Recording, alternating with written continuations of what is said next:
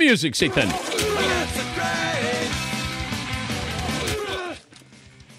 Okay, unbeknownst to some people in the room, I went on a little social media rant about how Cam Newton doesn't belong in the MVP race. Little thing I did. And you guys could go Des Bryant on me and yell at me. But, Dan, how could a guy who's 27th in the league in passer rating, 24th in ESPN QBR, near the bottom of all starters in completion percentage, be the MVP? Just tell me real quick, what's the answer? Because they're undefeated. Okay. So by that argument, is Peyton Manning in the running at 7-1 with the Broncos? What's the difference? He has a much higher completion percentage, about the same total yards if you combine Cam's rushing. Has he won games for the Broncos? Yeah. Has he won the games? Has Cam won the games for the Panthers, Yes. or is their defense won the games? No, I'm talking about last drives, fourth quarter stuff. Yeah, Peyton's won some fourth quarter games. He's had some fourth quarter touchdowns, like that one to Sanders. No. The defense is Don't bring Peyton into it. But here's my question. Why are we ignoring numbers with Cam Newton? Everyone's saying don't look at the numbers. Have we ever done that in MVP race? I actually had stats pull a chart of the last 8 quarterbacks to win MVP. Their numbers are so insane compared to Cam's.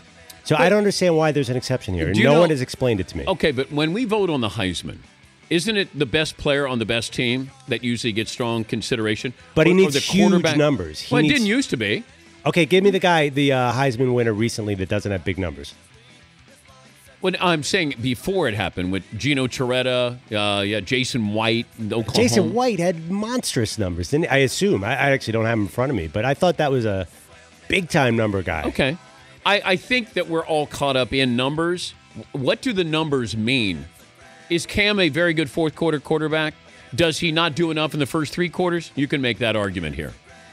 But if I replaced him, if I put Jimmy Clausen in. No, why don't you put Drew Brees in? Why don't you put Eli Manning in? Put all these quarterbacks who are not in the MVP race, would they be 8-0 with the Panthers? That's the key question. I don't necessarily know the answer. Okay, how would Cam Newton do if he played for the Patriots? How would Cam Newton do if he was the Giants quarterback? I think that's the key question. Forget the Patriots. A lot of people could win there. I think Cam Newton would do great with the Giants. I don't think so. I think he needs this kind of defense around him to support his style of play. He put up the biggest numbers a rookie quarterback has ever put up in the history of the sport. Yeah, but there's your numbers, and what did they do? What did they get out of that? Here is a guy. Look, are the numbers pretty? No. If a game is on the line, I do think that you look at him as being more valuable than 3/4 of the league. His passer rating is way up in the fourth quarter, but he's still 12th in the NFL in passer rating in the fourth quarter. His numbers, but they're undefeated. If they had 1 or 2 losses, then he's not up there. They're undefeated. Andy Dalton is up there. They're undefeated. Peyton Manning doesn't deserve to be up there. Tom Brady does. They're undefeated. Aaron Rodgers dropped out. Why? They have 2 losses. And Aaron Rodgers might be the most talented quarterback in the game. And maybe the most valuable to his team. But he's lost 2 games. It's fickle. It's fickle. Is Luke Kuechly, was he the best defensive player when he won Defensive Player of the Year? Really? He was the best player? Or did he get the most attention? Was he the focal point of a defense that didn't have a lot of names, but he was there? Was he a good story? I don't know. Guys have different angles when they vote on this stuff. How about, I'm just thinking one quick thing. Yeah. When Eli got Super Bowl MVP for the first win over the Patriots, did he deserve that?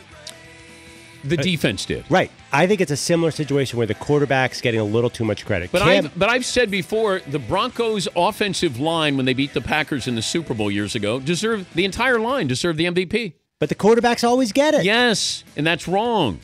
The Giants' defensive line was the most valuable players in that Super Bowl. Eli had the great 2-minute drive. That defense set the entire tone for the game and made it a 1-score game. That's the difference there. Brady is your MVP. Okay. Brady's your MVP. I give it to Kuechly, Thomas Davis, Josh Norman. They share the MVP. Well, I think their defense deserves a lot of credit. By the way, Cam's in my top 5 for MVP race. Did I mention that? Thank you, McLovin.